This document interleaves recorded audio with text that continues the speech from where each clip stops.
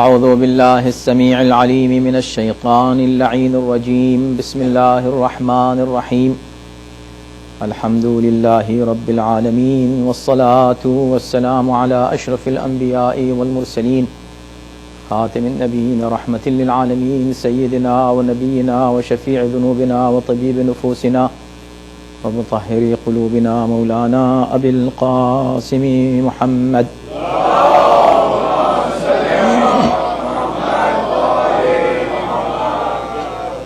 وآل الطيبين الطاهرين المعصومين المظلومين، ولعنة الله على أعدائهم أجمعين من الآن إلى يوم الدين. أما بعد، فقد قال الله سبحانه تبارك وتعالى في كتابه الكريم وهو أصدق القائلين وقوله الحق.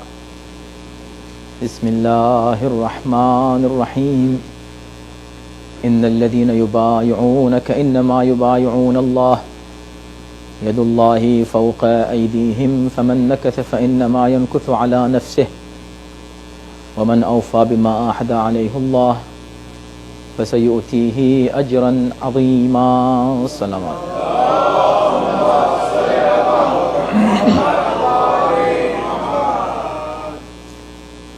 حضرات، بیعت کے موضوع پر ہماری گفتگو کے اس سلسلے کی یہ آخری مجلس ہے. ظاہر ہے کوئی بھی موضوع ایسا نہیں اسلام میں کہ جس پر گفتگو کی جائے اور اس کا حق ادا کرنے کا کوئی شخص دعویٰ کر سکے، لیکن کچھ موضوعات ایسے ہوتے ہیں کہ چونکہ ان کے اثرات زمان و مکان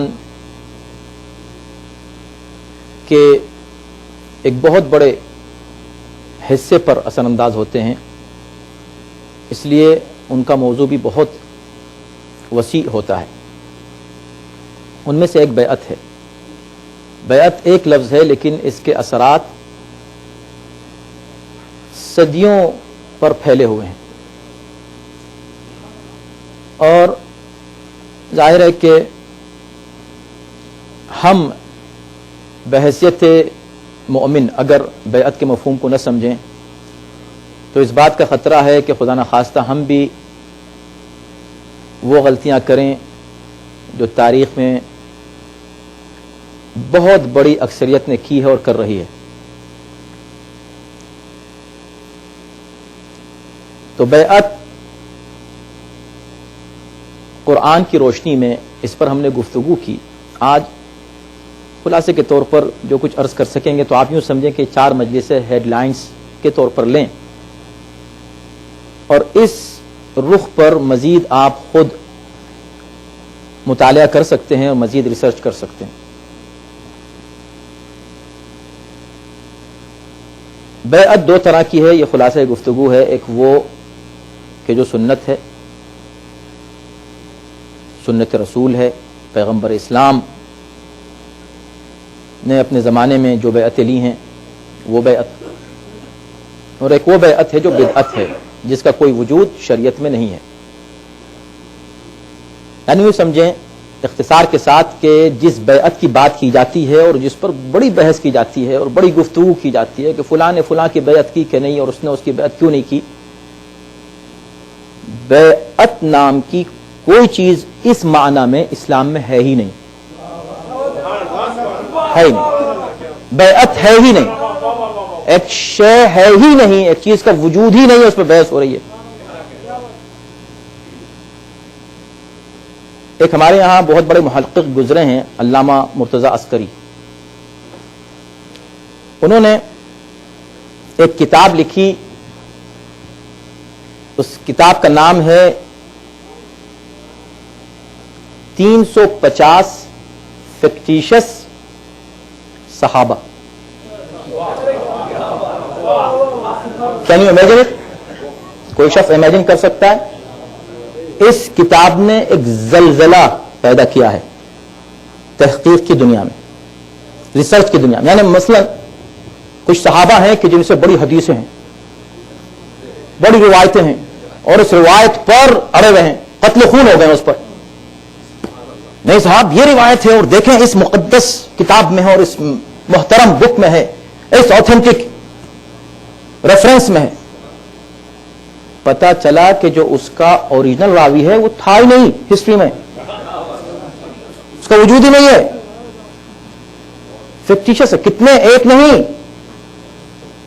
350 فکٹیشس, اس پہ عمارتیں قائم ہو رہی ہیں.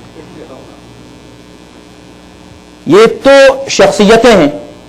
میں کہتا ہوں کہ یہ جو فکٹیشس صحابہ جس گراؤنڈ پر اور جس بیس پر قائم کی گئی ان کے وجود کی عمارت, اس کو بیعت کہتے ہیں. تو بیعت کا بھی کوئی وجود نہیں ہے, اصل میں وہ بھی کوئی بیس نہیں ہے. ان کی بیعت ہو گئی, فلاں کی بیعت ہو گئی, ان کی بیعت کر لی گئی. بیعت ہی کچھ نہیں ہے تو کر لی گئی تو ہم کیا کریں؟ بیعت کچھ ہے ہی نہیں, وجود ہی نہیں ہے بیعت کا. یہ بات ان مجالس میں آپ کے سامنے آئی. نتیجہ کیا ہوا؟ ایسی بیعت کو تسلیم کرنے کا. توجہ کیجیے گا, میں آپ کی خدمت میں پہلی مجلس میں عرض کر چکا ہوں, کاش آج کی مجلس میں جتنا ہو سکے آپ تک بات پہنچا سکوں اور نتیجہ نکلے انشاءاللہ, کہ بیعت کے تعلق سے جو غلط فہمی عوام میں پھیلائی گئی اس کا نتیجہ کیا ہوا. تو پہلی مجلس میں نے آپ کی خدمت میں عرض کیا تھا کہ اوریجنلی پہلے ہم مومن ہیں اور پہلے کوئی رہبر ہے اور قائد ہے آلریڈی. تب ایک مومن ایک قائد کی بیعت کرتا ہے, اس سے اس کی قیادت ثابت نہیں ہوتی, ہمارا ایمان ثابت ہوتا ہے. اس کو بیعت کہتے ہیں. یہ ہے وہ بیعت جو قرآن میں ہے, یہ ہے وہ بیعت جو شریعت میں ہے, یہ وہ بیعت جو ہسٹری میں ہے. اب اگر کوئی اس بیعت پہ کوئی نیا مفہوم لے کر آئے تو وہ مفہوم بدعت ہے, اس کی کوئی ویلیو شریعت میں نہیں ہے. وہ کوئی تمہارا اپنا خود ساختہ ایک مفہوم ہے جو تم لے کر آئے, ہمارا اس سے کوئی تعلق نہیں ہے. نتیجہ کیا ہوا؟ ایمان پہلے ہے اور قیادت پہلے ہے. یہ بعد میں ایک عہد ہے, ایک کانٹریکٹ آپ نے سائن کیا کہ بھئی ہم آپ سے یہ کانٹریکٹ کر رہے ہیں, ہم آپ سے یہ عہد کر رہے ہیں, آپ سے یہ وعدہ کر رہے ہیں. پیغمبر بیعت لے رہے ہیں کا مطلب کیا ہے؟ یعنی پیغمبر وعدہ لے رہے ہیں کسی بات کا. وہ کچھ چیزیں ہیں جس پر ایک فہرست ہے, جن میں سے چند میں نے آپ کی خدمت میں عرض کی تھی کہ یہ عہد لیا, یہ وعدہ کیا. وہ اس وعدے اس حد تک انہوں نے بیعت کیا, اس چیز کا وعدہ کیا, حالانکہ اس وعدے کی بھی ضرورت نہیں تھی, اس لیے کہ یہ مومن ہے اور وہ رسول ہیں اور ان کا حکم ہی کافی تھا اور اطاعت ہی کافی ہے. مگر تاکید کے لیے ادھر سے بھی کہ بھئی تم پہ بھروسہ کہاں تک کیا جائے, چلو پھر سے وعدہ کرو. یہ وعدہ ہے. اور جو وعدہ کر رہا ہے خود اپنے اطمینان کے لیے, اس کے اپنے اطمینان کے لیے کہ میں نے جس کو رہبر مانا ہے ایسا نہ ہو کہ میں اس کے راستے سے ہٹ جاؤں, ایک لمحے کے لیے اس کو بھول جاؤں, میں بار بار اس سے بیعت کی تجدید کرتا رہوں. یہ ہے اس مفہوم سے ہٹنے کا نتیجہ. میں آپ کو صرف 2 مثالیں دیتا ہوں, نہیں تو سینکڑوں مثالیں ہسٹری میں موجود ہیں, تاکہ ایک بات پہنچ جائے آپ تک اور آپ سمجھیں کہ بیعت کو کس انداز سے مس یوز کیا گیا اس لفظ کو. پیغمبر اسلام کی آنکھ بند ہوئی, امیر المومنین علیہ الصلوۃ والسلام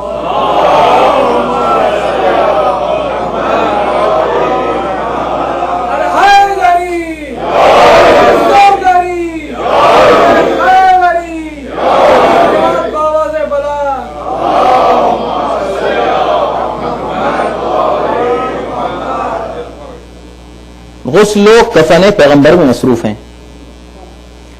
ایک جگہ ہے جسے ثقیفہ کہتے ہیں. اب میں اس بحث میں نہیں آتا کہ وہ ثقیفہ کیسی جگہ تھی, وہاں کس ٹائپ کے لوگ جمع ہوا کرتے تھے دور جاہلیت میں.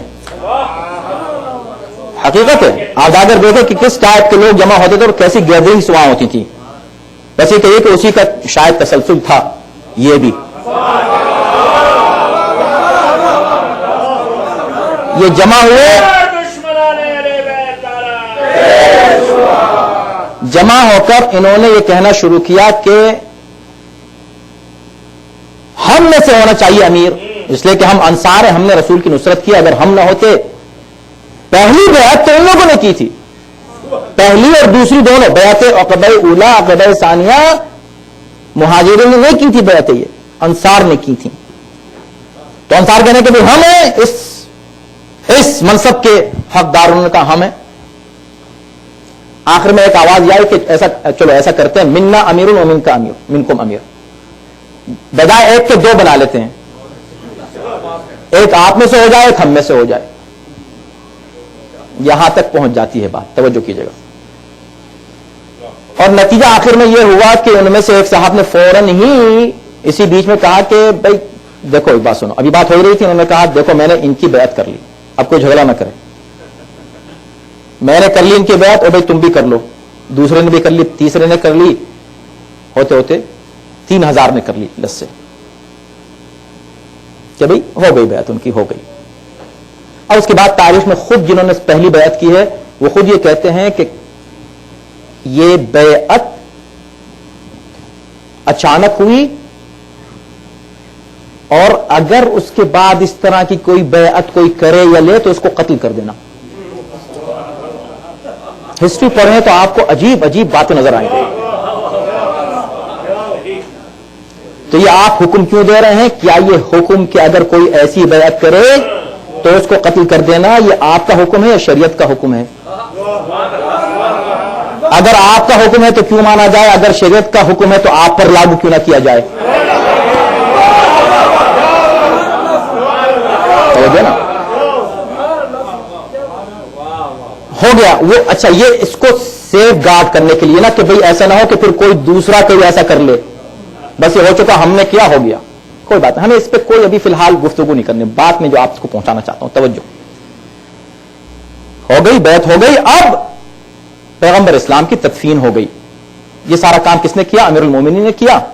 وہ اس میں لگے ہوئے تھے، وہ ان کا فرض تھا، انہیں کو کرنا تھا.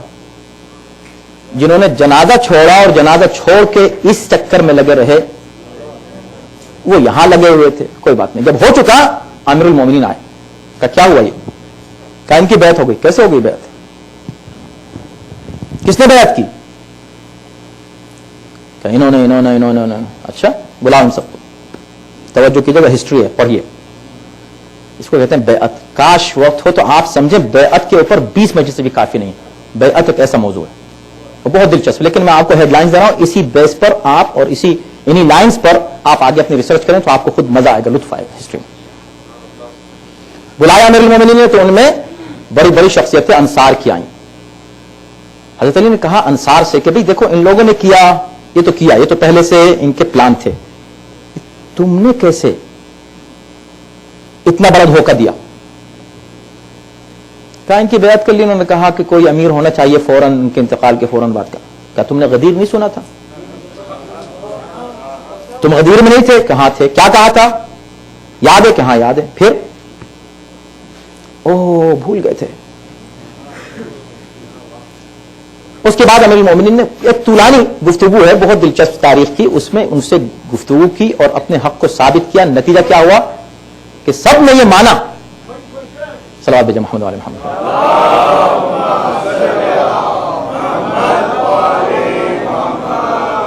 سب نے تسلیم کیا، انصار میں خاص طور پر. یہ ان کے سٹیٹمنٹس ہسٹری میں موجود ہیں اور آتھینٹک بکس میں. آپ ریفرنس مجھ سے لے لیجیے گا، خود جا کے ریسرچ کر لیجیے گا. کوئی انکار نہیں کرنے والا آپ کو ملے گا کہ نہیں ایسا نہیں ہوا. یہ میں اعتماد سے کہہ رہا ہوں اس ممبر سے. تو ان میں سے جو لیڈر تھے انصار کے لیڈر، ان میں سے ایک نے حضرت علی سے کہا یا علی آپ کے آرگومنٹس اتنے مضبوط ہیں اور آپ کی دلیلیں کسی کو توڑ نہیں سکتا. آپ تو بات صحیح کہہ رہے ہیں، خلافت تو آپ کی ہونی چاہیے اور آپ ہیں خلیفہ واقعا. بالکل صحیح آپ کہہ رہے ہیں. کیسے ہم بھول گئے تھے؟ کیوں اس وقت کیا ہم کو ہو گیا تھا معلوم نہیں، اور آپ کی بات بالکل صحیح ہے. تو کہا بس ختم، تو تم مجھ کو مانتے ہو؟ کہا نہیں ہے تو آپ ہی خلیفہ ہونے چاہیے، آپ ہی کو. مگر مشکل اب یہ ہو گئی کہ آپ نے دیر کر دی. کیا مطلب دیر کیا کر دی؟ کہا اس لیے کہ ہم ان کی بیعت کر چکے ہیں. میں کیا کہہ رہا تھا؟ ایمان پہلے یا بیعت پہلے؟ ایمان پہلے. علی کو خلیفہ ماننا، وہ مان رہے ہیں کہ ایمان کا حصہ ہے. اب ان کو ایمان کی پرواہ نہیں ہے، اس بات کی پرواہ نہیں کہ اللہ اور رسول سے انہوں نے کیا وعدہ کیا ہے. اب بیعت میں بند گئے. ہم کیا کریں، ہم نے ان سے بیعت کر لی، ان سے عہد کر لیا، اور عہد ہم توڑتے نہیں، ہم عہد توڑتے نہیں، ہم نے ان سے عہد کر لیا.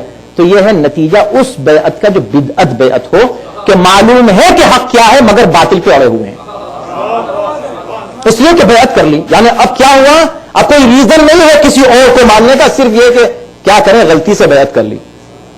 اب غلطی سے بیعت کر لی تو بیعت میں بند گئے، ایمان کے بندھن کو توڑ دیا. تو ایمان پہلے ہے. ہم یہ کہتے ہیں کہ ہمارا ایمان، ہمیں بیعت سے کیا مطلب کہ ہم بیعت کریں تو کوئی ایمان بیعت، ارے ہم نے بیعت کر لیا اب ہم کیا کریں. اسی وجہ سے یاد ہے نا، کل جہاں بات چھوڑی تھی میں نے، جس جگہ میں وہی جڑ گیا جا کر اس جگہ سے. کہیں ایسا نہ ہو کہ کوئی یہ کہہ دے کہ میں کیا کروں، پھنس گیا، بیعت کر لی حسین کی، امام نے بیعت اٹھا لی.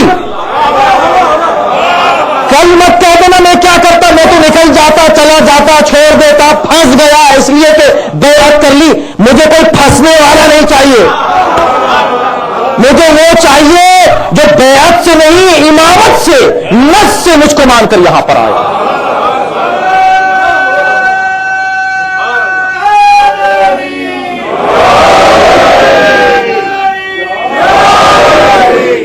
یہ ایمان کی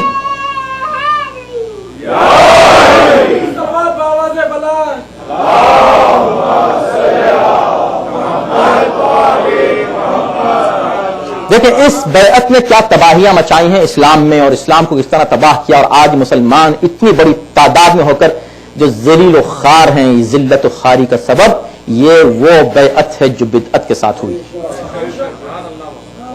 اور وہ بیعت ہے جو آج تک جس بدعت کے ساتھ اس بیعت کو تسلیم کیا جاتا ہے، تو پھر یہی ہوگا کہ مسلمان ذلیل رہے گا جب تک اس بدعت کی طرف واپس نہ آئے، اس بیعت کی طرف واپس نہ آئے جو بیعت سنت ہے. یہ ایک مثال میں نے آپ کو دی، اس سے آپ کو اندازہ ہوا کہ بیعت گویا کہ اسلام اور ایمان سے ایک الگ سی چیز ہے، الگ سی ایکسٹرا چیز ہے. ایمان کہہ رہا ہے کہ آپ ہی خلیفہ ہیں، مگر کیا کریں، بیعت کر لی، کیا کریں، مجبوری ہو گئی، بیعت کر. امیر المومنین علیہ السلام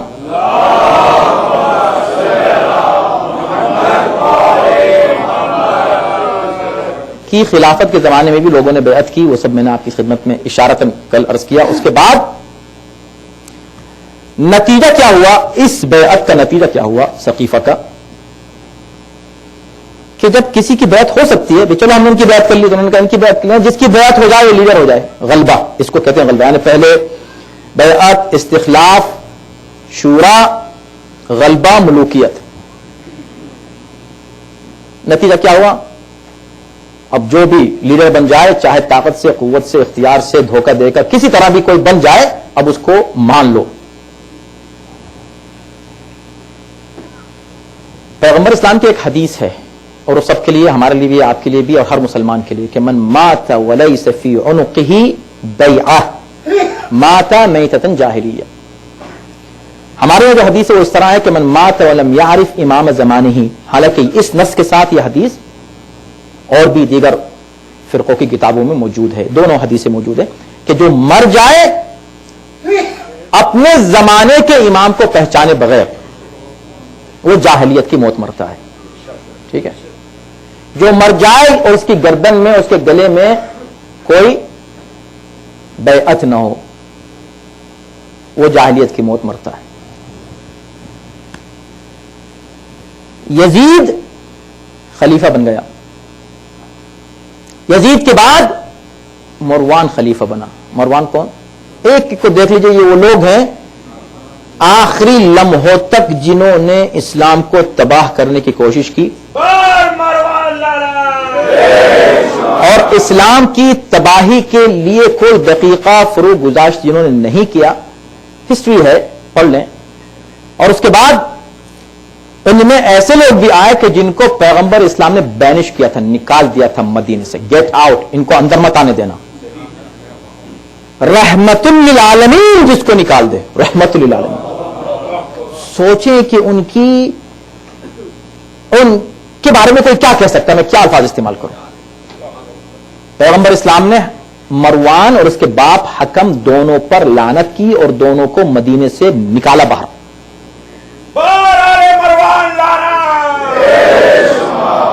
نتیجہ کیا ہوا؟ نتیجہ یہ ہوا کہ یہ مروان جس کو باہر نکالا، باہر دیکھیں اس بیعت کا نتیجہ. ایک وقت ایسا آیا کہ یہی مروان خلیفہ بن کر آیا، خلیفۃ المسلمین. کس کا خلیفہ؟ اس کا جس نے اس کو نکالا تھا.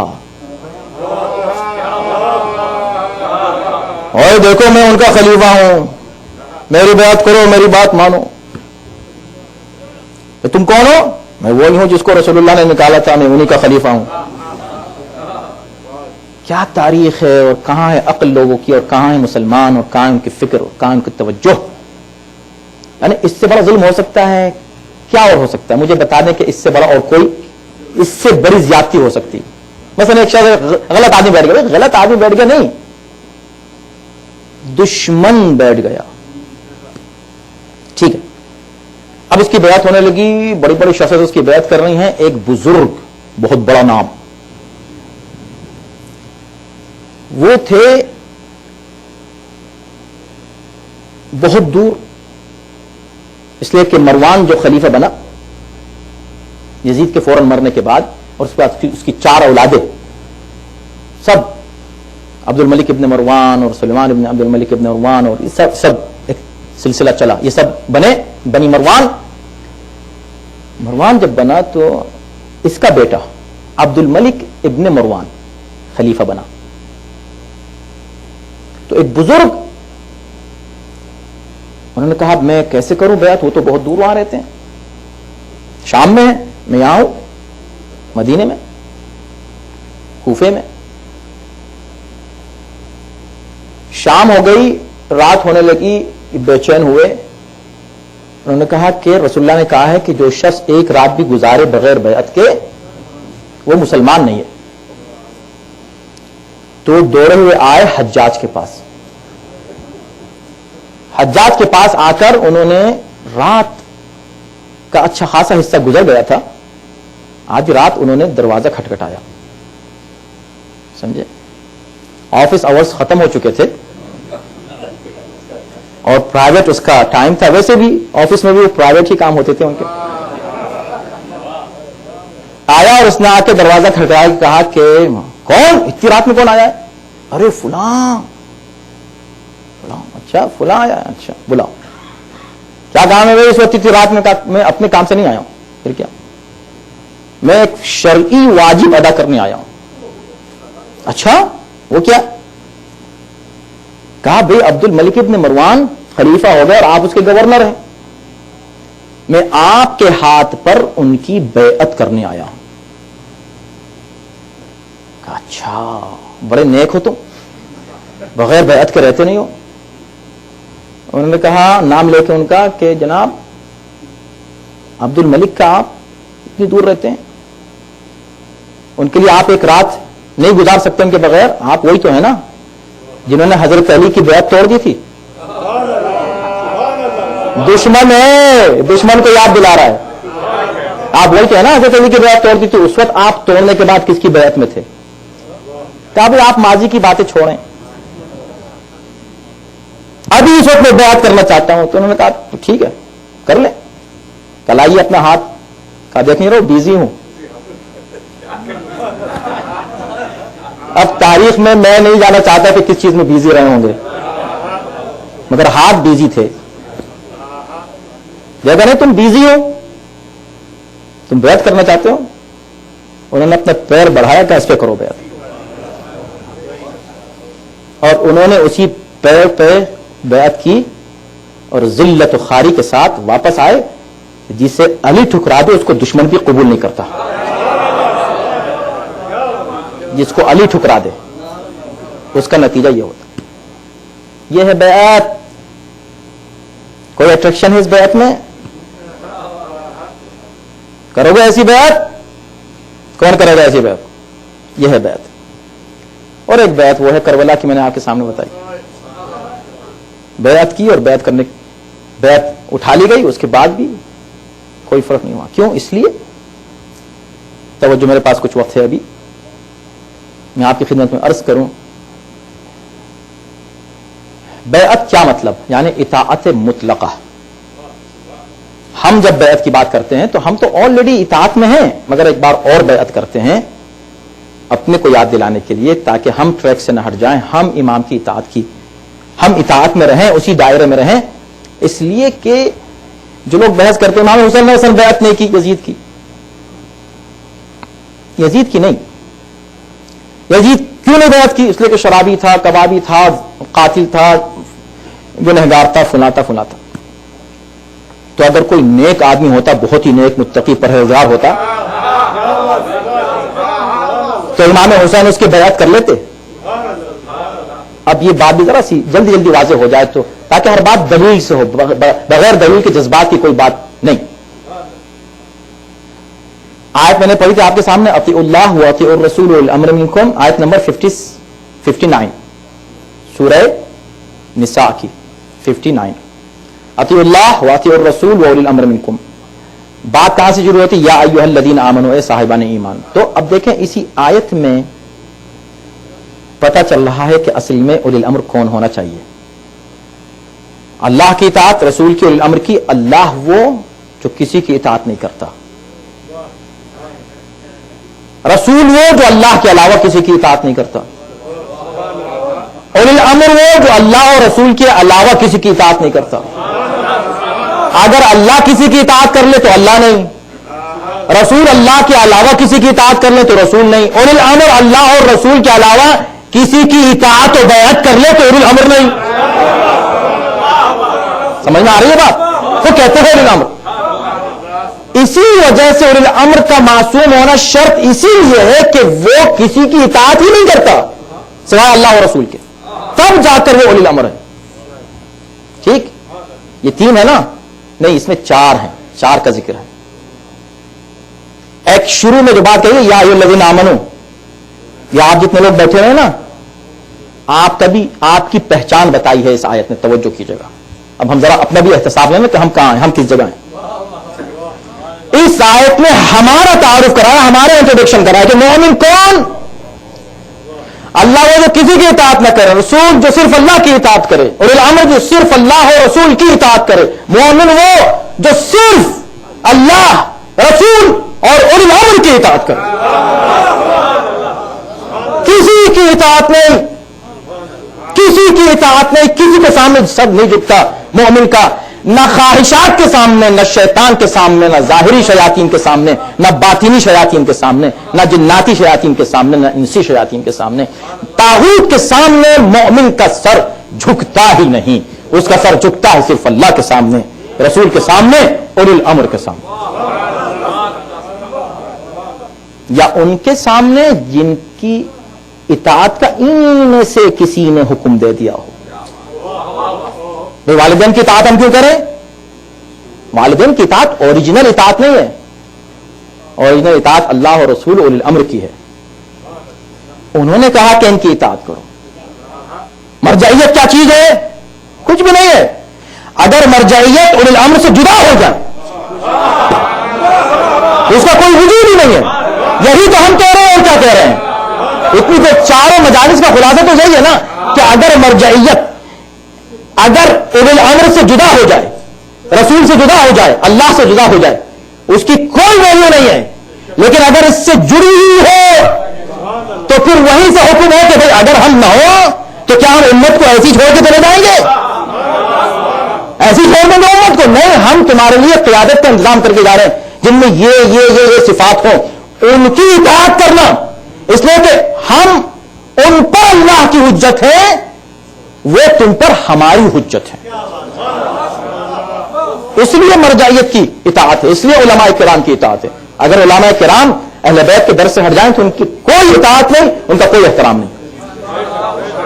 ان کا احترام ہے ہی اس بنا پر کہ وہ ہم کو اہل بیت سے جوڑتے ہیں، اہل بیت سے ہم کو مربوط رکھتے ہیں. اور اسی لیے جو صفات بیان کی گئی اللہ رسول امر جو صفات بیان کی، ان تینوں کی اطاعت کو ایک لفظ جوڑتا ہے، ایک لفظ ان تینوں پر منطبق ہوتا ہے، اللہ رسول اور اولی الامر پر. اس لفظ کو کہتے ہیں، بھائی دیکھیں اللہ جو ہے وہ اللہ ہے، رب ہے، رسول نہیں ہے. رسول رسول ہے، رب نہیں ہے. امام امام ہے، نہ رسول ہے نہ رب ہے. تو سب کے منصب الگ الگ ہیں، مگر ایک منصب ایسا ہے تینوں کا ایک ہے، اور وہ ہے ولی. اللہ بھی ولی ہے، رسول بھی ولی ہے، اولی الامر بھی ولی ہیں. مولا، اللہ بھی مولا ہے، رسول بھی مولا ہے، اولی الامر بھی مولا ہے. اس لیے کیا فرمایا؟ اس کی اطاعت کرنا ان علماء میں ہمارے بعد حال غیبت کے زمانے میں اس کی اطاعت کرنا کہ مطیعن لامر مولا، جو اپنے مولا کا اطاعت گزار ہو. چونکہ وہ اپنے مولا یعنی یہ تین جو ہیں سب مولا ہیں، ان کا اطاعت گزار ہے تو تم پر ان کی اطاعت لازم ہے. تو یہ ہوگا مومن. اب ہمارا فرض کیا ہے؟ میں نے آپ کے سامنے کیا کہ آج ہم جس زمانے میں جی رہے ہیں بہت قریب نظر آتا ہے امام کا ظہور. اپنے کو قریب رکھیے امام سے. اور گھر کی مجلسوں میں جو باتیں میں نے کی سمجھیں کہ اس کا خلاصہ یہاں آ رہا ہے کہ امام سے اپنے کو بس ہر صبح ہر رات ایک ہی گول ہو کہ ہم امام سے اور کتنا قریب ہو سکیں اپنے مولا سے. امام سے قریب ہوں گے تو آپ اللہ سے قریب ہوں گے، رسول سے قریب ہوں گے. دعائے عہد کی عادت ڈالیے، اس کے میننگ کو پڑھیے، سمجھیے اور اس کو پڑھیے. یہ زمانہ ایسا لگ رہا ہے، حالات جو دنیا کے ہو رہے ہیں ایسا لگتا ہے کہ امام کسی وقت بھی انشاءاللہ تشریف لا سکتے ہیں. اور آ گئے تو ہم تیار ہوں اس بات کے لیے کہ امام خود منتخب کر لیں کہ آؤ تم ہمارے پاس آ جاؤ.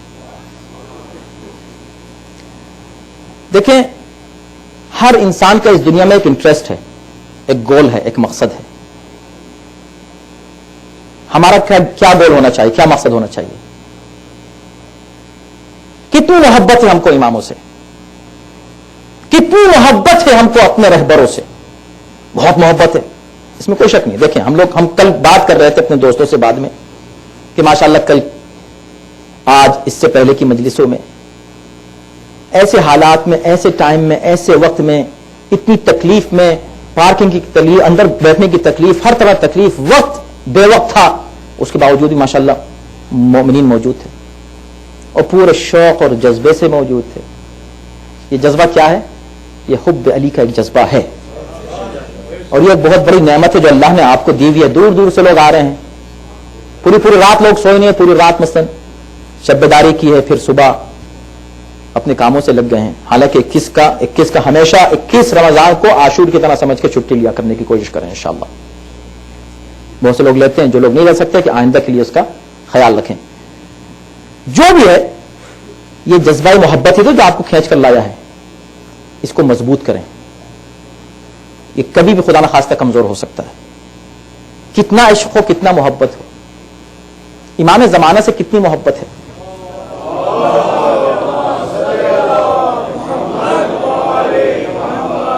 یقین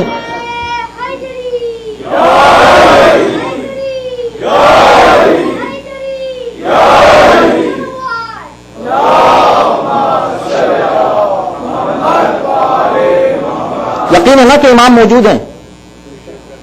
ہمیشہ میں اپنے آپ سے سوال کرتا ہوں، جو ایک تڑپ پیدا ہوتی ہے نا، ایک بچہ ہے، یہ میرا بچہ بیٹھا ہے یہاں، ہم دونوں کہیں نکلے باہر گئے، یہ ہم سے جدا ہو گیا، ہم اس سے جدا ہو گئے، ہم دونوں کا کیا حال ہوگا جب تک مل نہیں جائیں گے؟ بتائیے، ایمانداری سے بتائیے. بس سوچئے اس کو، آج رات کے اکیلے میں سوچئے گا کہ ہم کتنا امام سے قریب ہیں. ہم امام ہمارے لیے میں سوچتا ہوں کہ اس باپ کی طرح ہے جو جدا ہو گیا ہے اور اولاد کو پتا ہے کہ وہ ہے کہیں ادھر ہی، اسی جگہ ہے کہیں، مگر نظر نہیں آ رہا ہے. ہم کاموں میں لگ جائیں گے، ہم بے فکر ہو جائیں گے، تڑپتے رہیں گے کہ مل جائیں، کہیں دیکھ لیں. لیکن محبت کیا ہوتی ہے؟ کل صبح جی ہاں، کل صبح کی فجر کی جو نماز ہے یہاں، اس کے بعد جو تفسیر کا درس ہے، اتفاق ہے وہ آیت نمبر سورہ نساء کی 69 پر ہم پہنچ رہے ہیں. اتفاق ہے، سب اتفاق ہے. عجیب ہے، اور وہ ہمارے موضوع سے بہت ہی مربوط آیت ہے. اس وقت ہم اس پر کوئی زیادہ گفتگو نہیں کر سکیں گے. کل انشاءاللہ تفسیر کے درس میں اس پر گفتگو ہوگی اور آئندہ کبھی ہوگی، مگر اس کا ایک حصہ سن لیجئے. پیغمبر اسلام صلی اللہ علیہ وسلم کے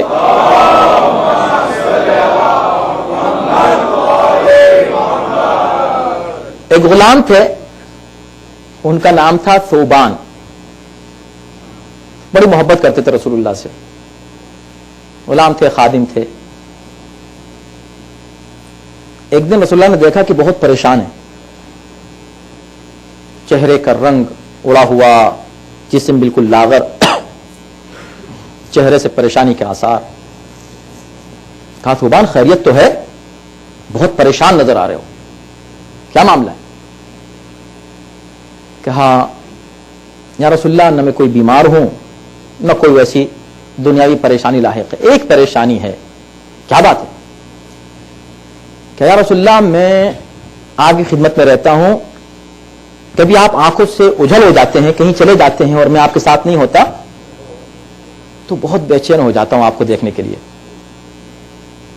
اور جب تک آپ کا چہرہ نظر نہیں آتا بس میں بے چین رہتا ہوں. میں نے اچانک میرے دماغ میں ایک بات آئی اور اس دن سے میں بہت پریشان ہوں، پتہ نہیں کیا کروں. کہا کیا بات ہے؟ کہا بات یہ آئی میرے دماغ میں کہ یہاں تو میں پھر بھی آپ کو دیکھ لیتا ہوں، مرنے کے بعد میرا پتہ نہیں کیا ہوگا.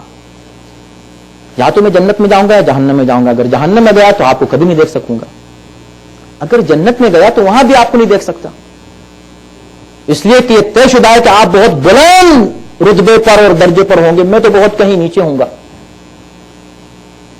تو جنت میں مجھے کیسے چین آئے گا؟ جنت میں مجھ کو سکون کیسے آئے گا اگر میں جنت میں گیا تو؟ خادم رسول ہیں پھر بھی اتنے یقین سے نہیں کر رہے ہیں، توجہ کیجیے گا. اور اتنا عشق رکھنے کے بعد تو ان کو سند ملی نہیں، دوسروں کو 1000 غلطیوں کے بعد بھی سندیں مل گئیں. عجب زیادتی ہے واقعی تاریخ کی، آپ دیکھیں ستم ظریفی. رسول اللہ نے اس عشق کو دیکھا، اس محبت کو دیکھا. ابھی سن ہی رہے تھے ثوبان کی بات کہ جبرائیل نازل ہو گئے. یہ صحابہ کرام ہیں. صحابہ کرام کی عزت کون نہیں کرتا؟ دیکھیں ایسا عشق تو دکھاؤ، ایسی محبت تو دکھاؤ. جبرائیل نازل ہوئے، جبرائیل نے نازل ہو کر فرمایا، ایک آیت پڑھی. یہ آیت ہے 69 سورہ نساء کی، اور اس آیت پر 2 سال پہلے ہم یہاں اسی سلسلے کی پوری مجالس پڑھ چکے ہیں. وَمَن يُطِعِ اللَّهَ وَرَسُولَهُ فَأُولَٰئِكَ مَعَ الَّذِينَ أَنْعَمَ اللَّهُ عَلَيْهِمْ مِنَ النَّبِيِّينَ وَالصِّدِّيقِينَ وَالشُّهَدَاءِ وَالصَّالِحِينَ وَحَسُنَ أُولَٰئِكَ رَفِيقًا.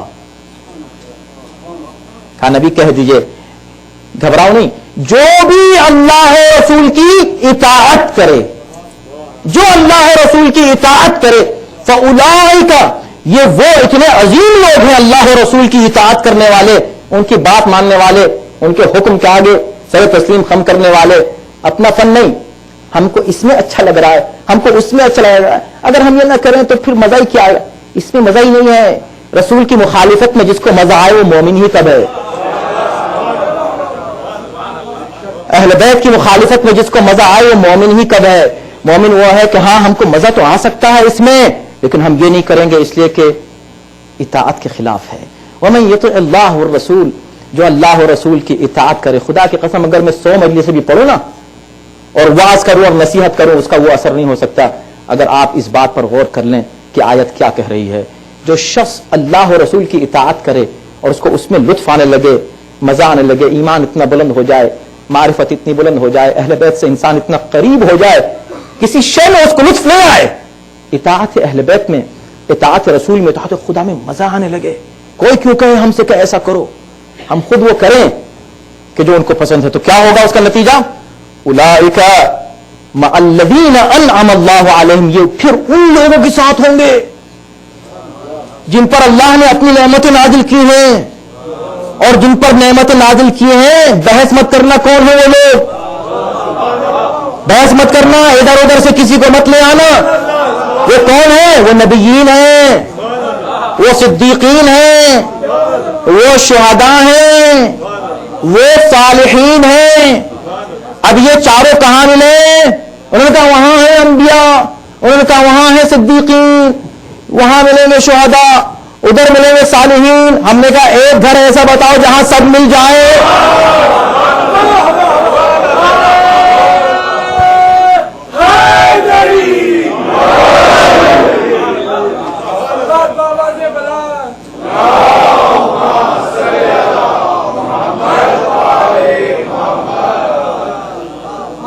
یہ بات کہہ دی، کہا توبان نہیں. اب یہ بھی ایک باریک ہے مسئلہ کہ براہ راست توبان سے نہیں کہا کہ تم میرے ساتھ رہو گے، وقت نہیں ہے اس کی تشریح کا اس وقت. جنرل ایک بات کہتی ہے، وَمَن يُطِعِ اللَّهَ، جو بھی اطاعت کرے گا اللہ اور رسول کی، وہ ان لوگوں کے ساتھ رہے گا. اس کا مطلب یہ مت سوچنا کہ جنت میں تم ہم کو نہیں دیکھو گے، نہیں دیکھو گے، ہمارے ساتھ رہو گے، ہمارے ساتھ رہو گے جنت میں، ہماری اطاعت تو کرو. اور اس کے بعد کیا کہا آخر میں آیت کے؟ وَحَسُنَ أُولَئِكَ رَفِيقًا، کتنے اچھے رفیق، ساتھی، دوست، فرینڈز ہیں یہ لوگ. فرینڈشپ، ہم وہاں چلے گئے، گناہ ہو رہا تھا، ہمارے فرینڈز ہیں، وہ دوستی میں چلے گئے، رشتہ داری میں چلے گئے. کہا حسن اولئک رفیقا، ان سے دوستی کرو، انبیاء سے، صدیقین سے، شہداء سے. اتنے مضبوط ہو جاؤ، اتنے طاقتور ہو. اتنی تم میں اگر ہمت نہیں ہے کہ تم ایک گناہ کے لیے کہو کہ no I can not do it, sorry, نہیں کہہ سکتے، تو اطاعت کی منزلیں تو بہت سخت ہیں، امتحانات تو بہت، ٹیسٹ تو بہت ہی سخت ہوتے ہیں. تو بہت ہی سمپل ٹیسٹ ہے. اتنی سی ایک بار تم کو ہمت کرنے کہ نہیں ہم نہیں آ رہے، جاؤ، ہمیں یہ کام کرنا نہیں آپ کے ساتھ جو آپ گناہ کرنا چاہتے ہیں، سوری، ختم. اس میں سوری بھی کہنے کی حالانکہ ضرورت نہیں ہے. سوری اس کو کرنا چاہیے، سوری اس کو کرنا چاہیے. سوری الٹا وہ برا مانتے کہ کیوں نہیں آئے، کیوں نہیں گئے، کیوں کہہ دیا. اطاعت کرو، انڈیویجول اطاعت کرو، گھروں کو اطاعت کا نمونہ بناؤ. گھروں میں جو ریلیشن شپ ہیں اس میں صرف اطاعت الہی ہو، اللہ کو خوش کرنے کی بات کرو، اپنے نفس کو نہیں، سیلفشنس نہیں آئے، مجھے مزہ نہیں آ رہا. ابھی یہ دیکھو کہ مزہ کس چیز کو کہتے ہیں؟ اطاعت الہی میں مزہ ہے. دوستی ان کی کرو، حسن اولئک رفیقا.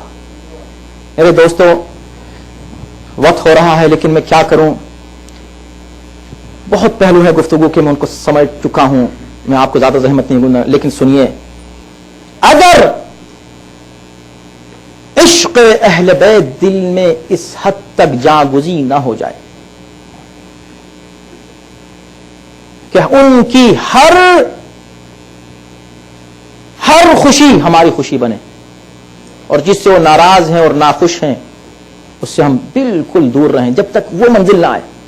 عشق یعنی کہ ہم ہر وقت بس امام کے عشق میں، دنیاوی عشق بیچ میں نہیں آنا چاہیے، آئے تو بالکل نیچے ہو. وہ بھی اس لیے ہو کہ تاکہ، یعنی اتنی محبت آپ دنیا سے کر سکتے ہیں، اتنی کرنا چاہیے کہ جس سے آپ کی محبت میں ادھر اضافہ ہو جائے.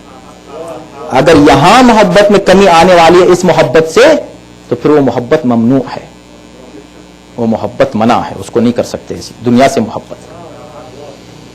دعائے کمیل پڑھیں، وحسن اولئک رفیقا. بہترین، بتائیے اس سے بہتر اور کیا ہو سکتا ہے کہ ہم امام کے ساتھی بن جائیں، امام کے ساتھ رہیں، جہاں بھی ہو امام، یہاں ہو. دعائے کمیل کے جملے سے پہلے ایک جملہ عرض کر دوں، دعائے ندبہ کا پڑھتے ہیں. دعائے ندبہ اگر پڑھیں، اس کا نام ہی ندبہ ہے، رونا گریا، یعنی تڑپ تڑپ کے آدمی روئے. دعائے ندبہ پڑھے تو تڑپ کے روئے امام کو یاد کر کے. اس میں مثلا یہ ایک جملہ، الا متی احار فیک یا مولا، اے میرے مولا میں کب تک تڑپ تڑپ کے آپ کو ڈھونڈتا پھروں، کب تک میں حیران و پریشان رہوں آپ کو ڈھونڈنے میں، کہاں ملیں گے آپ، کہاں ہیں. اس طرح تڑپ کے انسان مانگے. دعائے کمیل کا جملہ کیا ہے؟ یہ ہے بیعت، یہ ہے اطاعت، یہ ہے امام سے عشق اور محبت. جملہ یہ ہے کہ یا اللہ حبنی صبرت علی عذابک فکیف اصبر علی فراق، میں بڑا گنہگار ہوں، اگر تو اپنے عدل کی بنا پر مجھ کو جہنم میں ڈال دے. یا اللہ میں سوچ لیتا ہوں کبھی کہ چلو ہو سکتا ہے کہ میں کسی طرح اس عذاب کو برداشت کر لوں، لیکن میں تیری جدائی کو کیسے برداشت کروں گا. یا اللہ اگر میں اس عذاب کو برداشت بھی کر لوں جہنم کے، جو سخت کوئی برداشت نہیں، لیکن سوچ لوں کہ چلو برداشت کر لوں کسی طرح، اب تو چلے گا جہنم میں. یا اللہ میں اس بات کو کیسے برداشت کروں کہ تو نے مجھ کو اپنے دشمنوں سے ملا دیا اور اپنے اولیاء سے مجھ کو الگ کر دیا. یعنی جہنم کے عذاب سے زیادہ شدید تکلیف مومن کو اس بات کی ہوتی ہے تصور سے، عذاب کے تصور سے، کہ ہم ان سے جدا ہو جائیں گے جو اولیاء اللہ ہیں. ہم آج جن کے عشق میں یہاں بیٹھے ہیں اور جمع ہوئے ہیں، کہیں خدا نہ خواستہ ایسا نہ ہو ہم ان سے وہاں الگ ہو جائیں. یہ زیادہ خوف ہے اس بات کا. رفیقہ، انہی کی رفاقت میں ہم کو رہنا ہے، انہی کے ساتھ ہم کو رہنا ہے. اور دیکھیں، سنیے، اختتام میں یہ بات عرض کر دوں آپ کی خدمت میں، اور مولا ہی کے توسط سے اور سہارے سے میرے آقا اور سید و سردار امیر المؤمنین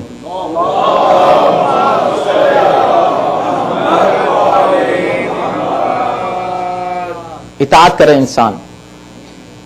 بیعت کرنے کا مطلب یہ ہے کہ مکمل سرنڈر، امام کے عشق میں ہم بھرے ہوئے ہیں، فل. کوئی مومن کیا کسی مومن پہ ظلم کر سکتا ہے؟ کوئی مومن کسی مومن کی دل آزاری کر سکتا ہے؟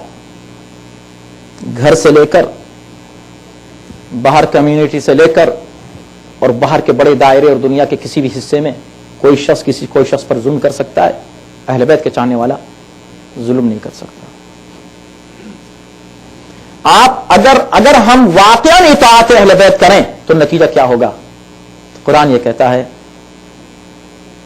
تمہیں اچھی زندگی چاہیے نا، ساری دوڑ اچھی زندگی، مزے کی زندگی کے لیے، ہاں تم کو مزے کی زندگی دیں گے. یا ایھا الذین آمنوا استجیبوا للہ وللرسول اذا دعاکم لما یحییکم. اے صاحبان ایمان، اللہ اور رسول کی اطاعت کرو، ان کی اطاعت کرو اس لیے کہ نبی جب بھی تم کو بلاتا ہے زندگی کے لیے بلاتا ہے، حیات دینے کے لیے بلاتا ہے، موت کے لیے، فنا کے لیے نہیں بلاتا، زندگی کے لیے بلاتا ہے. اسی میں یہی زندگی، یہی ریئل لائف یہ ہے. آپ اس کو ریئل لائف کہہ رہے ہیں جو یہاں دنیا کی زرق برق ہے اس کی طرف دوڑے چلے جا رہے ہیں، شیطان وہاں کھینچ رہا ہے. اللہ کہتا ہے کہ میں اولیاء کو اپنے اس طرف کھینچ رہا ہوں، طاغوت وہاں لے جا رہا ہے. تو یعنی محترم، اہل بیت کی اطاعت، جب اطاعت اس منزل پہ پہنچتی ہے تو پھر لطف آنے لگتا ہے. ہر دیکھیں نا، مشکل بھی آتی ہے نا، اس میں مزہ آتا ہے، لطف آتا ہے. معاویہ جب حجر بن عدی کو قتل کرنے لگا تو کہا رک جاؤ، کیا بات؟ کہا پہلے میرے بیٹے کو، یہ نوجوان 17-18 سال کا جو بچہ ہے اس کو پہلے مارو. کہا تم عجیب آدمی ہو، دنیا یہ کہتی ہے کہ پہلے ہم کو مار دو تاکہ ہم اس کو نہیں دیکھ سکیں مرتے ہوئے. کہا نہیں، مجھے مار دو، پہلے اس کو قتل کرو میرے سامنے. اس کو قتل کر دیا گیا. پھر جب ان کا نمبر آیا کہا تم نے کہا کیوں تھا اس طرح؟ کا اس لیے کہ وہ نوجوان ہے، بے خطا ہے، بے گناہ ہے، معرفت تو ہے اس کو، لیکن ایسا نہ ہو کہ مجھے میرا خون دیکھ کے، باپ کا خون دیکھ کے نوجوان یہ سوچنے لگے کہ بے گناہ کو مارا، یا اللہ کہاں ہے، کیا ہو رہا ہے، کہیں اس کے قدم لڑکھڑا نہ جائیں. میں جانتا ہوں جوان بیٹا میرے سامنے قتل ہوگا، میرے ذہن میں سوال نہیں آئے گا یا اللہ تو کہاں ہے. میں نہیں پوچھوں گا مولا کہاں ہے، آپ مدد نہیں کر رہے ہیں، ہم تو آپ کے لیے جان دے رہے ہیں، آپ کہاں ہیں؟ کیوں؟ جب ہم جان دے رہے ہیں تو جان دے رہے ہیں، مولا اس کے لیے کیوں مدد کریں ہماری؟ دیکھیں عشق کہاں پہنچتا ہے، محبت کہاں پہنچتی ہے. مصیبتوں میں مزہ آنے لگتا ہے کب؟ اگر محبت ہو اہل بیت کی. مشکلیں ہیچ ہو جاتی ہیں. میسا میں تمار جن کے ہاتھ کاٹے جا رہے ہیں، فطری بات ہے کہ فطرت ہے انسان کی کہ جب چوٹ لگتی تو آہ کہتا ہے. ایک لفظ آہ ان کی زبان سے نکلا نہیں، بجائے واہ، الحمدللہ، سبحان اللہ. چہرے پر مسکراہٹ ہے، خون بہ رہا ہے، علی کا نام لے رہے ہیں. یہ لوگوں اور سنو، کچھ لمحے اور رہ گئے ہیں علی کے، اور ایک اور فضیلت سن لو، ایک اور فضیلت سن لو. ایک اور فضیلت سن لو، آخر میں کہہ دیا گیا کہ اس کی زبان نکال دی جائے. جب زبان کاٹنے کے لیے آئے تو کہا سنو بس اب زبان میری کٹنے والی ہے، زبان کٹنے سے پہلے ایک فضیلت آخری اور سن لو کہ میرے مولا علی نے یہ کہا تھا اے میسم میری محبت میں تیری زبان کاٹی جائے. سنو یہ میری زبان نہیں کاٹی جا رہی ہے، نہیں، یہ تم کو بتایا جا رہا ہے کہ وہ امام تھا میرا مولا، اس کو مستقبل معلوم تھا، اور یہ کہہ کے اپنی زبان خود نکالی. لو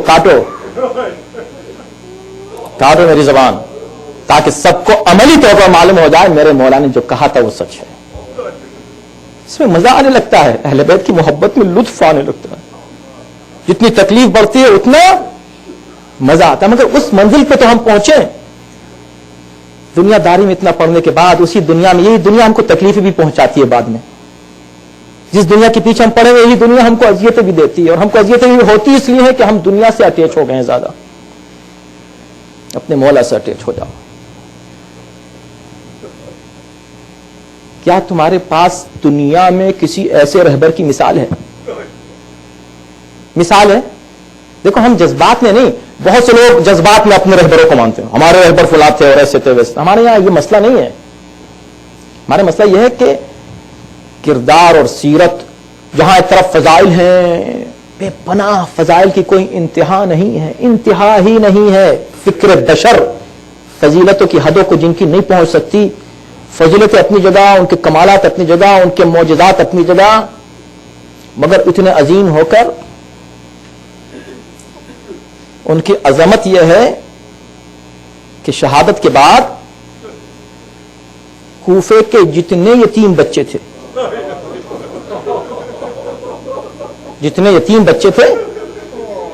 وہ جنازے میں پیچھے پیچھے اس طرح چل رہے ہیں، اس طرح رو رہے ہیں کہ وہ اپنے باپ کو بھی نہیں روئے تھے. ہر بچے کی زبان پر یہ ہے میں اس سے پہلے یتیم نہیں تھا، اب یتیم ہوں.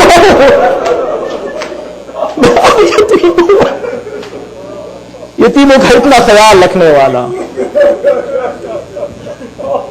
یہ ہے جنازہ اس طرح اٹھایا امیر المؤمنین. اور جنازے کو دفن کر کے دونوں شہزادے واپس آئے ہیں. دونوں شہزادے واپس آ رہے ہیں تو ایک آواز آتی ہے کسی ضعیف کے رونے کی. ایک خرابہ ہے، ایک گھر ہے، ایک کسی کے کراہنے کی، رونے کی آواز.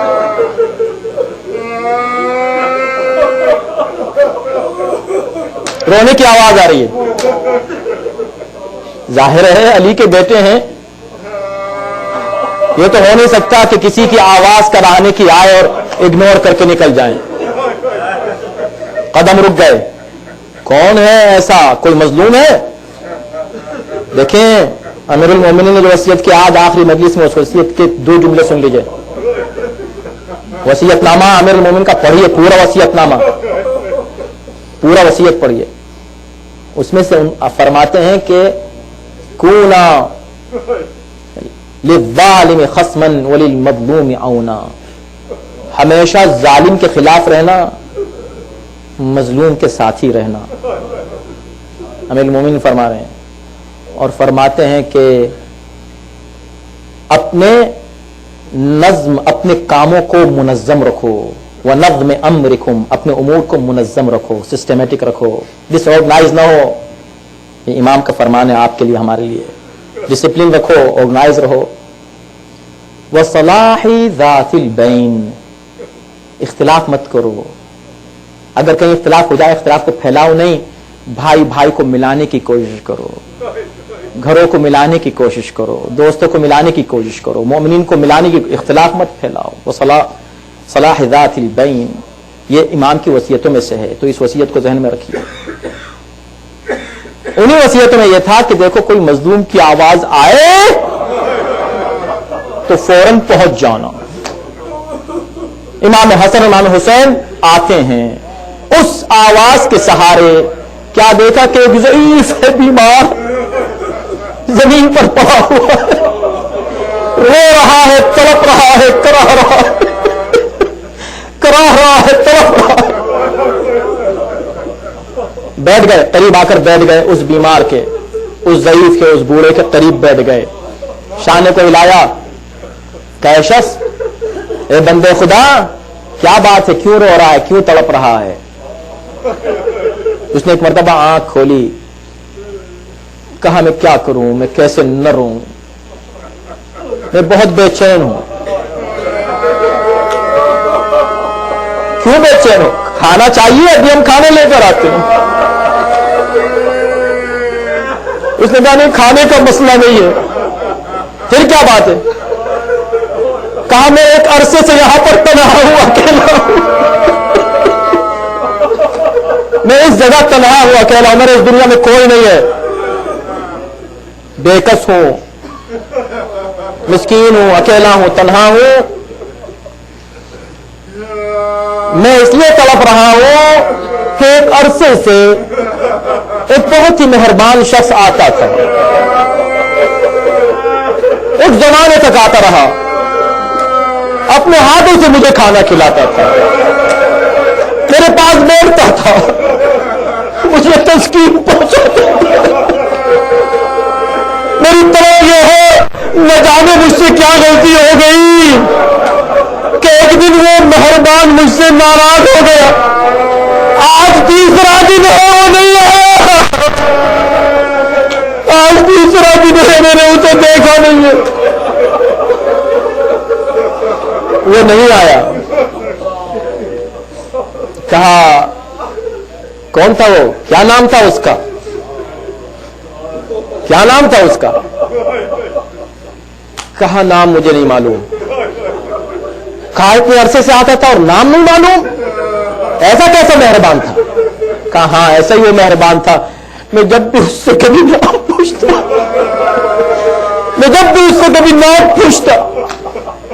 کہ مہربان اتنی مہربانی تو نے کی، ہمارا کوئی رشتہ تو نہیں، ہمارا کوئی ظاہری تعلق تو نہیں، مگر تم آتے ہو اتنی مہربانی سے ہمارے لیے، ہماری خدمت کرتے ہو، کون ہو، کیا نام ہے آپ کا؟ ہمیشہ کہتا تھا نام پوچھ کے کیا کرو گے، بس سمجھ لو مسکین مسکین جان سے مسکین، سمجھ لو کہ ایک مسکین ہے جو ایک مسکین کے پاس بیٹھ گیا، بس یہ کہتے تھے یہ وہ جو کائنات کا مولا ہے، ذرا سا پیسہ آ جائے غرور بنائے، خبردار، غریبوں کو غریب نہ سمجھنا، مسکینوں کو مسکین سمجھ کے حقیر کوئی نہ سمجھے۔ دیکھو جو کائنات کا مالک و مختار ہے، جس کے اختیار میں پوری کائنات ہے، کیا کہہ رہا ہے؟ نام نہ پوچھو، ایک مسکین ہے، ایک مسکین کے پاس بیٹھ گیا۔ پوچھا کچھ علامت تو ہوگی، کوئی علامت تو ہوگی اس کی، تاکہ ہم پہچانے کہ کون تھا۔ کہا علامت میں کیا بتاؤں، اتنا جانتا ہوں کہ جتنی دیر بیٹھا رہتا تھا تسبیح الہی کرتا رہتا، ذکر الہی کرتا رہتا تھا، اور اتنا جانتا ہوں جب وہ ذکر شروع کرتا تھا تو برے دیوار سے ذکر الہی کی آوازیں آتی تھی، درختوں سے ذکر کی آوازیں آتی، پتا پتا ذرہ ذرہ بولنے لگتا تھا اس کے ساتھ۔ خدا جانے کیسا آدمی تھا وہ، خدا جانے اللہ کا کیسا مقرب بندہ تھا وہ۔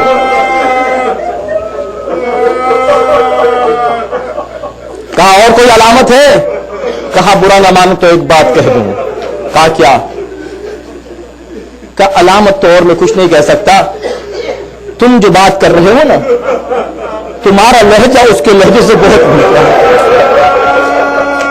بس یہ کہنا تھا کہ دونوں بھائیوں نے سر سے ہمارا اتارا، کہا ایسا تو اس کا انتظار نہ کرنا، کہا کیا تم اس کو پہچان گئے کون تھا؟ کہا میں پہچان گیا، ارے وہ ہمارا اور تیرا امام امیر المومنین۔ تڑپ گیا، کیا کہا؟ وہ میرے مولا علی کے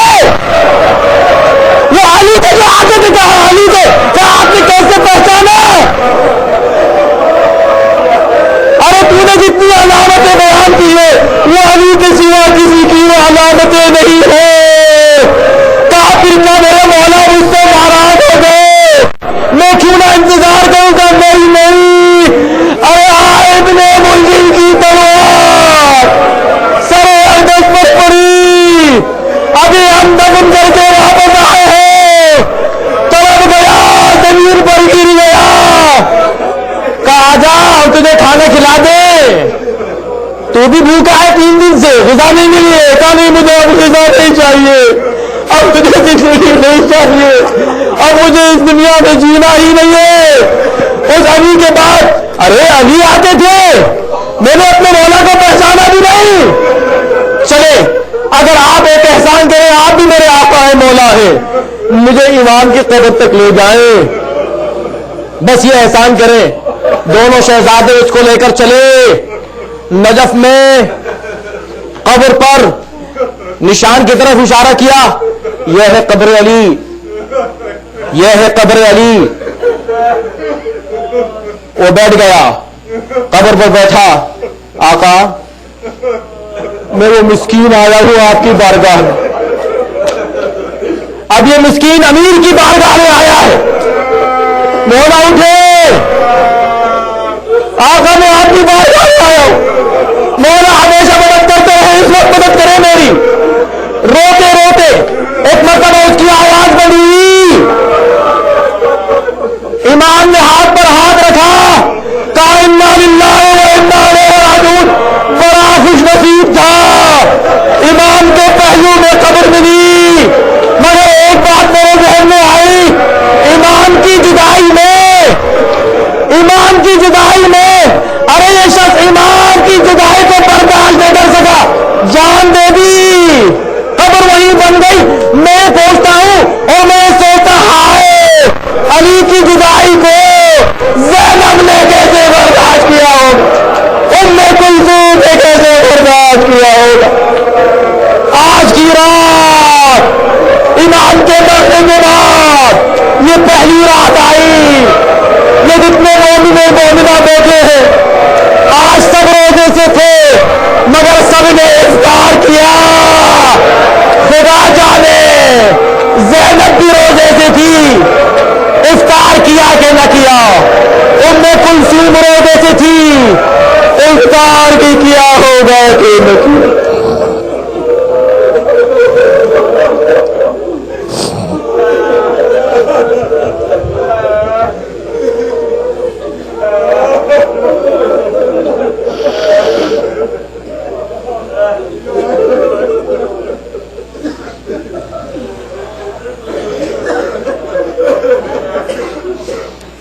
اے پروردگار، یہ جو مجلس ہم نے کہ امام کا ذکر کیا، خداوند اس تذکرے کو شرف قبولیت مرحمت فرما. خداوند ہمارے دلوں میں عشق و محبت و معرفت اہل بیت میں اضافہ کر دے، ان کے دشمنوں سے بھی نفرت و بیزاری میں ہمارے دلوں میں اضافہ فرما. یا اللہ ہم کو دنیا و آخرت میں ان کا تقرب کرامت فرما. خداوند ہمیں اس قابل بنا کہ ہمارے امام ہم سے خوشنود اور شاد رہیں. خداوند ان کی نافرمانی سے ہم کو محفوظ فرما. یا اللہ اس مجمع میں یہ مؤمنین جس شوق اور عشق اور محبت سے ان مجلسوں میں آتے رہے، ان پر اپنی رحمت اور برکت نازل فرما. اس ادارے پر اپنی رحمت اور برکت نازل فرما. اس کی توسیع کے سلسلے میں جو کوششیں چل رہی ہیں امام کے واسطے سے، اس میں کامیابی کرامت فرما. مجمع کو، مؤمنین کو، خصوصاً مؤمنات کو، ہماری ماں بہنوں کو جو تکلیفیں ہوتی ہیں اس اتنے بڑے مجمع میں آنے میں، یا اللہ اس کا جلد سے جلد انتظام فرما. خداوند جو مومنین دنیا میں کہیں بھی پریشان ہیں ان کی پریشانی کو دور فرما دے. سیریا میں جناب زینب کے روزے کے آس پاس ان کے زائرین پر اور وہاں مؤمنین پر جو مظالم ہو رہے ہیں لشکر یزید کی طرف سے، اور پاکستان میں مخصوصاً اس وقت جو حالات ہیں اور جو تکلیفیں ہیں مؤمنین کو، اس پہ ہم سب کو متوجہ رہنا چاہیے اور اس کے سلسلے میں ہمیں کوشش کرنی چاہیے، آواز احتجاج بلند کرنی چاہیے اور دعا بھی کرنی چاہیے. بحرین میں، عراق میں، لبنان میں، جہاں جہاں جس علاقے میں کہیں پر بھی اہل بیت کے چاہنے والوں پر جرم حب اہل بیت کی بنا پر ظلم ہو رہا ہے، یا اللہ ان کی حفاظت فرما اور دشمنوں کو ذلیل و خوار و نست نابود فرما۔ مالک جو مومنین بیمار ہیں ان کو صحت و شفا کرامت فرما، جو کسی طرح بھی پریشان ہیں ان کی پریشانی کو دور فرما، جو اسیر و قیدی ہیں ان کی آزادی کے اسباب فراہم فرما۔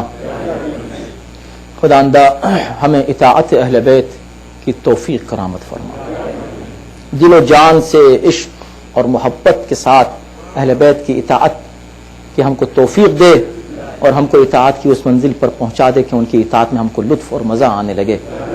خداوندہ اب ان حالات میں ہم تڑپ کے تجھ سے دعا کرتے ہیں کہ اپنی آخری حجت کو اس دنیا میں بھیج دے، ہم کو ان کے اعوان و انصار میں داخل و شامل فرما۔ ربنا تقبل منا انک انت السمیع العلیم۔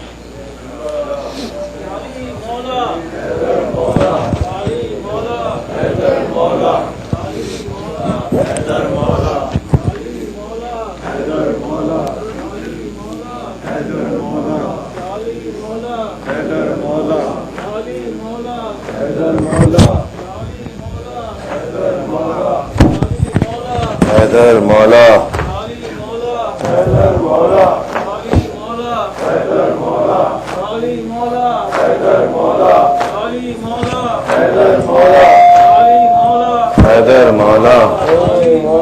حیدر مولا حیدر مولا حیدر مولا علی مولا حیدر مولا علی مولا حیدر مولا علی مولا حیدر مولا علی مولا حیدر مولا علی مولا حیدر مولا علی مولا حیدر مولا علی مولا حیدر مولا علی مولا حیدر مولا علی مولا حیدر مولا اٹھ گیا ہے آج بابا زینب و کلثوم کا، اٹھ گیا ہے آج بابا زینب و کلثوم کا، اٹھ گیا ہے آج بابا زینب و کلثوم کا، اٹھ گیا ہے آج بابا زینب و کلثوم کا، اٹھ گیا ہے آج بابا زینب و کلثوم کا، اٹھ گیا ہے آج بابا زینب و کلثوم کا، اٹھ گئے مولا جہاں سے ہر طرف ہنگام ہے، زندگی بے آسرا ہے ہر طرف کورام ہے جہاں کا ذرہ ذرہ سوگ میں ڈوبا ہوا، اٹھ گیا ہے آج بابا زینب و کلثوم کا، اٹھ گیا ہے آج بابا زینب و کلثوم کا، ہو گیا خاموش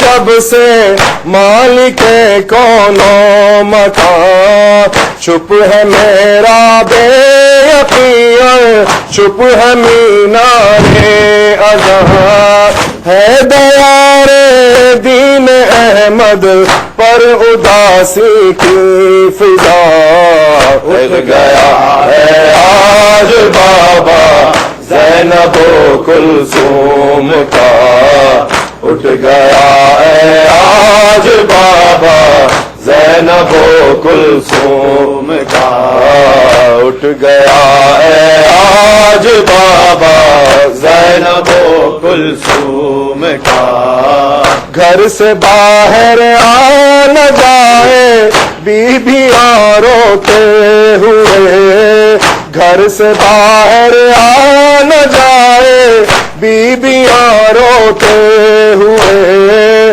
کوئی سورج سے یہ کہہ دے روشنی روکے رہے، کر رہی ہے سر کھلے سے دانیاں ہو بکا، اٹھ گیا ہے آج بابا زینب و کلثوم کا، اٹھ گیا ہے آج بابا زینب و کلثوم کا، اٹھ گیا ہے آج بابا زینب و کلثوم کا، بے کس و مظلوم کا جت روا کوئی نہیں، بے کس و مظلوم کا جت روا کوئی نہیں، اب کسے آواز دے مشکل کشا کوئی نہیں، کون دے گا اب سہارا بے سہاروں کو بھلا، اٹھ گیا ہے آج بابا زینب و کلثوم کا، اٹھ گیا ہے آج بابا زینب و کلثوم کا، اٹھ گیا ہے آج بابا زینب و کلثوم کا، یا علی مولا حیدر مولا، یا علی مولا حیدر مولا، یا علی مولا حیدر مولا، یا علی مولا حیدر مولا، یا علی مولا حیدر مولا، یا علی مولا حیدر مولا، یا علی مولا حیدر مولا، یا علی مولا حیدر مولا، یا علی مولا حیدر مولا، یا علی مولا حیدر مولا،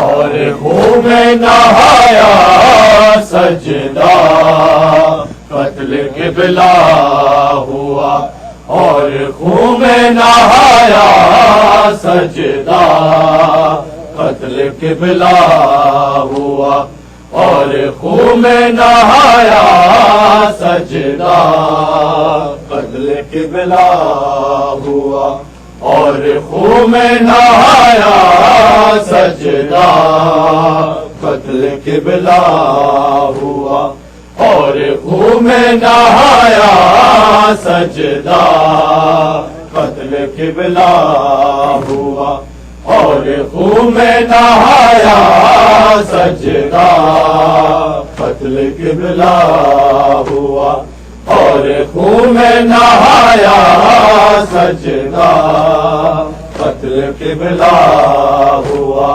اور خون میں نہایا سجدہ قتل قبلہ ہوا، اور خون میں نہایا سجدہ قتل قبلہ ہوا، اور خون میں نہایا سجدہ قتل قبلہ ہوا، اور خون میں نہایا سجدہ قتل قبلہ ہوا، اور خون میں نہایا سجدہ قتل قبلہ ہوا، اور خون میں نہایا سجدہ قبلہ ہوا، اور خون میں نہایا سجدہ قبلہ ہوا، اور خون میں نہایا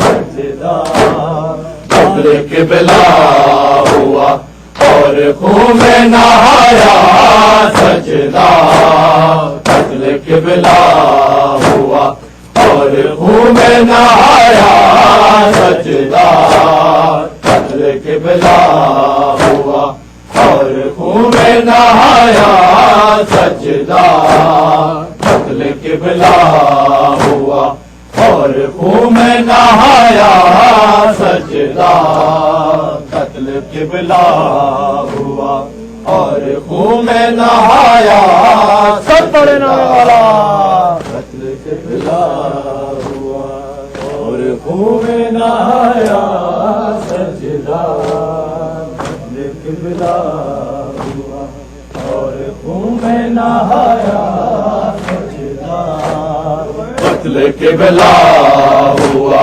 اور خون میں نہایا سجدہ قتل قبلہ ہوا اور خون میں نہایا سجدہ قتل قبلہ ہوا اور خون میں نہایا سجدہ قتل قبلہ ہوا اور خون میں نہایا سجدہ قتل قبلہ ہوا اور خون میں نہایا سجدہ قتل قبلہ ہوا اور خون میں نہایا سب پڑے نام مولا قبلہ ہوا اور خون میں نہایا سجدہ قتل قبلہ ہوا اور خون میں نہایا سجدہ قتل قبلہ ہوا اور خون میں نہایا سجدہ آئے روئے بھی نماز اپنے آئے روئے بھی نماز اپنے نمازی کو صدا قتل قبلہ ہوا اور خون میں نہایا سجدہ قتل قبلہ ہوا اور خون میں نہایا سجدہ قتل قبلہ ہوا اور خون میں نہایا سجدہ قتل قبلہ ہوا اور خون میں نہایا سجدہ ہائے روئے گی نماز اپنے ہائے روئے گی نماز اپنے نمازی کو صدا قتل قبلہ ہوا اور خون میں نہایا سجدہ قتل قبلہ ہوا اور خون میں نہایا سجدہ قتل قبلہ ہوا اور خون میں نہایا سجدہ سحر ہو گئی سر بند کی گھڑیاں پہنچی سحر ہو گئی سر بند کی گھڑیاں پہنچی ٹہرتی نہیں ہارے سر زینب سردہ قتل قبلہ ہوا اور خون میں نہایا سجدہ قتل قبلہ ہوا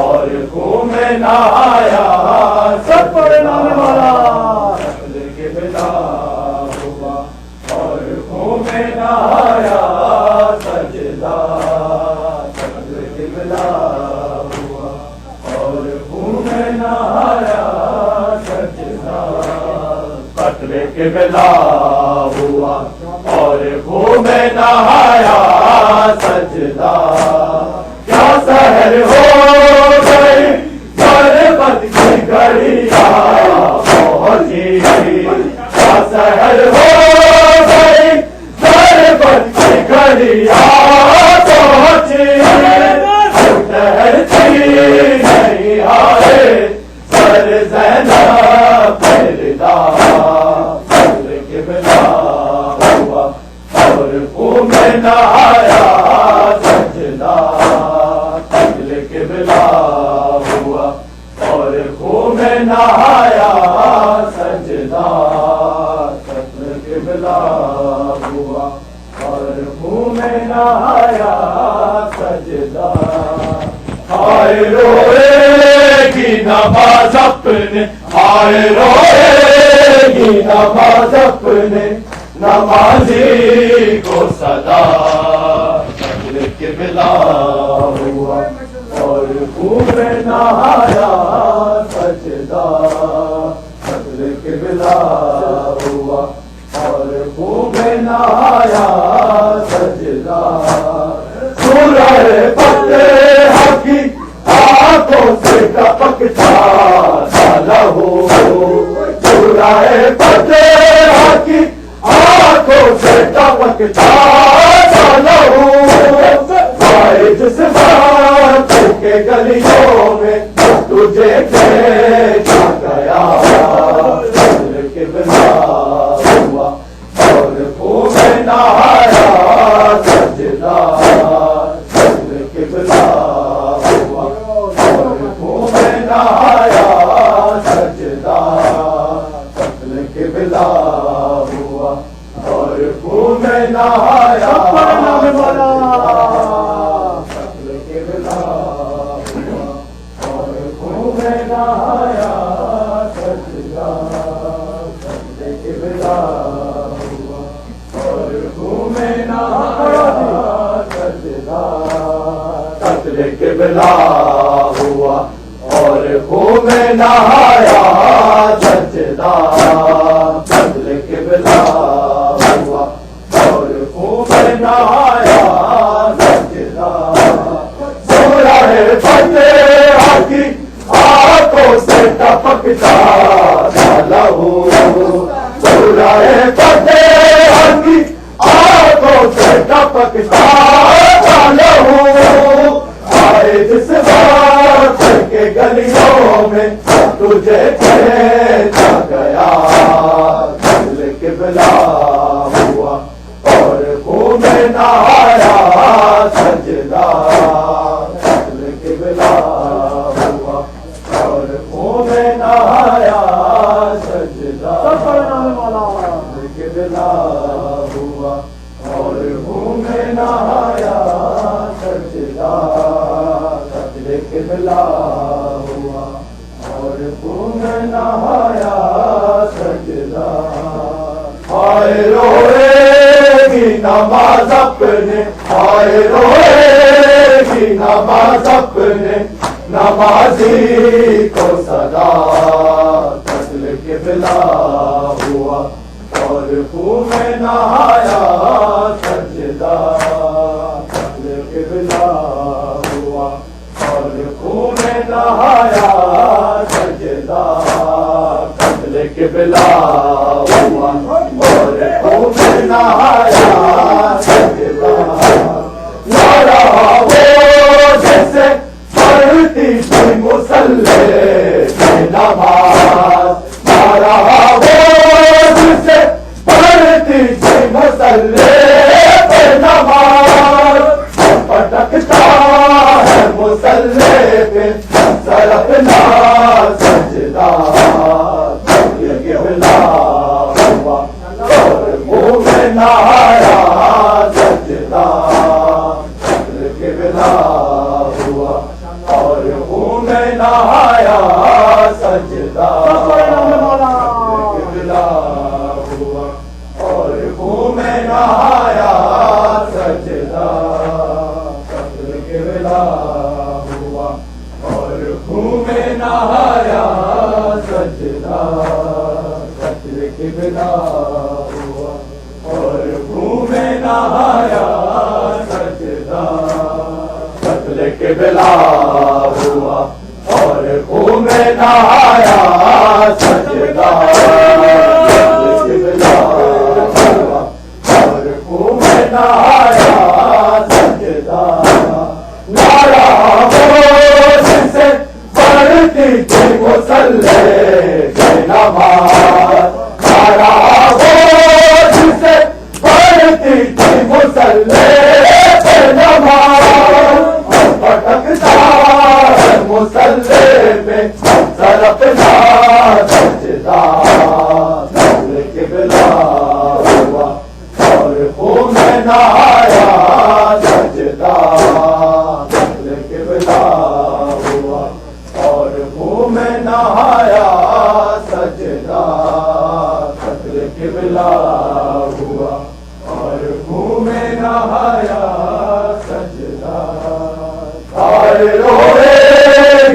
نماز اپنے آئے روئے گی نماز اپنے نمازی کو سزا قتل قبلہ ہوا اور خون نہایا سجدہ قتل قبلہ ہوا اور خون نہایا سجدہ قتل قبلہ ہوا اور خون نہایا سجدہ تیری مظلوم کے سب روتا ہے تیرا جلال تیری مظلوم کے سب روتا ہے تیرا جلال کرسی سے ہے آتی تیرے گریے کی صدا قتل قبلہ ہوا اور خون نہایا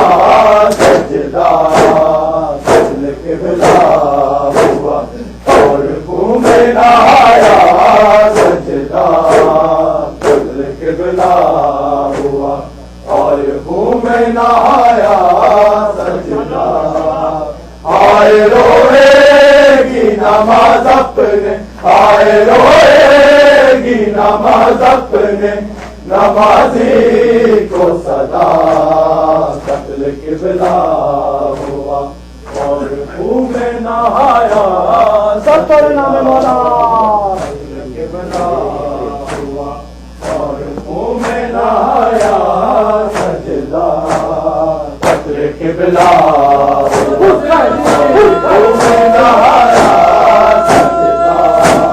تیری مظلوم پہ سب روتا ہے تیرا جلال تیری مظلوم پہ سب روتا ہے تیرا جلال فرش و کرسی سے ہے آتی تیرے گریے کی صدا قتل قبلہ ہوا اور خون نہایا سجدہ قتل قبلہ ہوا اور خون نہایا سجدہ قتل قبلہ ہوا اور خون نہایا سجدہ قتل قبلہ ہوا اور خون نہایا سجدہ قتل قبلہ ہوا اور خون نہایا سجدہ